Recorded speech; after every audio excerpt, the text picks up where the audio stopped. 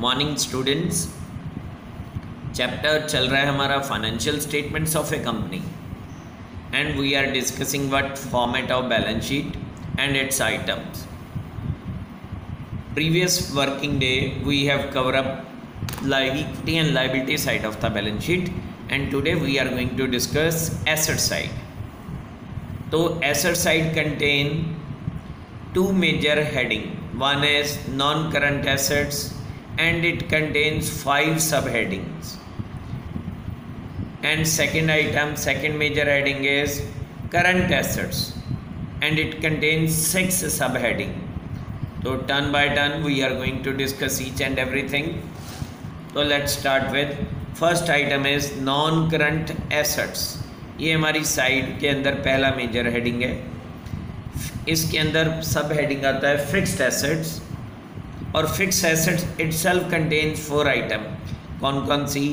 Tangible assets like those fixed assets which can be seen and touch, plant and machinery, land and building, furniture and fixtures, motor vehicles, leasehold, freehold premises, office equipments, livestock etc.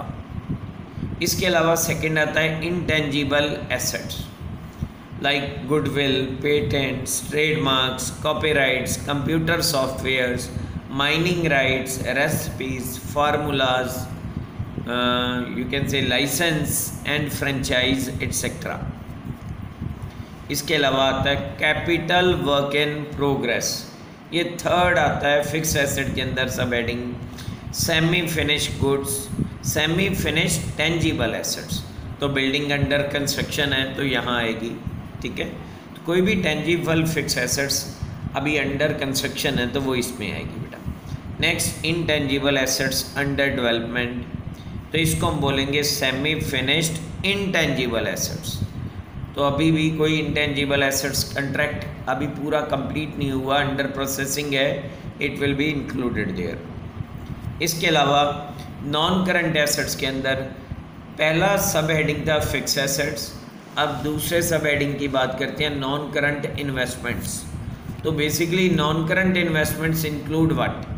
Investment in property, investment might be in equity shares और preference shares of other companies, mutual funds of other companies, debentures, bonds and fixed deposits of other companies, investment in trade investments, non trade investments, वो सारा इसी में आ जाएगा बेटा।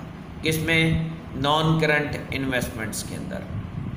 फिर third deferred tax assets, इसके अंदर कोई आइटम नहीं है। Long term loans and advances, इसमें बेसिकली 2 आइटम इंक्लूड करते हैं हम, capital advances and security deposits. आगे चलें, लास्ट हमारे पास आता है अदर नॉन करंट एसेट्स। तो अदर नॉन करंट एसेट्स के अंदर we include generally trade receivables if they are to be collected after a period of 12 months. यदि तो विद इन 12 मंथ्स कलेक्ट होने हैं तो करंट एसेट्स, ठीक है। इफ़ आफ्टर 12 मंथ्स तो they will be the part of non current, other non current assets. आगे चलते हैं बेटा। इसके बाद आता है हमारे पास करंट इन्वेस्टमेंट्स, करंट एसेट्स, और करंट एसेट्स के अंदर 6 मेजर हेडिंग इंक्लूड होते हैं, सब हेडिंग, तो उनको भी हम डिस्कस करेंगे। Let's start with first one is current investments. Current investments basically includes those investments, short term investments which can be easily converted into cash within a short duration of 3 months. तो basically marketable securities. Inventories, तो second major heading is inventory. इसके अंदर include करना raw material, work in progress, finished goods, stock of finished goods, stock in trade, stores and spares, loose tools etc. इसके अलावा trade receivable, it is the sum total of debtor plus bill receivable. तो a first sub heading is current investment, second inventory, third trade receivables, fourth pay out that includes cash and cash equivalents. इसमें आता है cash in hand, cash at bank, cheque and drafts in hand, short term loans and advances. और next other current assets, other current assets basically include prepaid expense, accrued incomes, dividend receivables, advance tax paid, ये सारे other current assets के अंदर आते हैं बेटा। Last में हमारे पास दो लायबिलिटी बचती हैं जो कि बैलेंस शीट के अंदर नहीं शो होती बेटा, but they are shown as a footnote, below the balance sheet. कौन कौन सी? कंटिंजेंट लायबिलिटीज़, ये नोट्स टू अकाउंट्स में आएंगी। इसके अंदर एक आइटम इंक्लूड करते हैं claims against the company not acknowledged as debts, acknowledged means accepted as debt. फिर इसके अलावा bill receivable discounted with bank but not matured. Third item जो हम इंक्लूड करते हैं propose dividend of current year. इसके अलावा कुछ फाइनेंशियल कमिटमेंट्स भी होती हैं, तो वो कौन सी?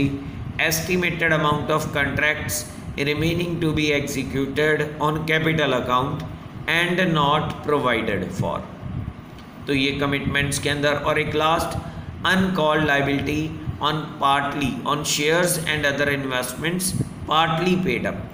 10 रुपये का शेयर था कंपनी ने बेटा, अभी तक 6 रुपीज़ हमसे कॉल किए हैं, हमने किसी कंपनी के शेयर खरीदे थे, तो 10 में से उन्होंने 6 कॉल किए, हमने दे दिए, तो जो 4 रुपये दे पेंडिंग है, they are also required to be paid as and when demanded by the company, तो that's why it will be included under commitments.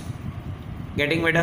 तो दैट्स ऑल, हमारी बैलेंस शीट की सारी आइटम डिस्कस हो गई। कल हम लोग इसके कुछ न्यूमेरिकल क्वेश्चन करेंगे। बाय बेटा।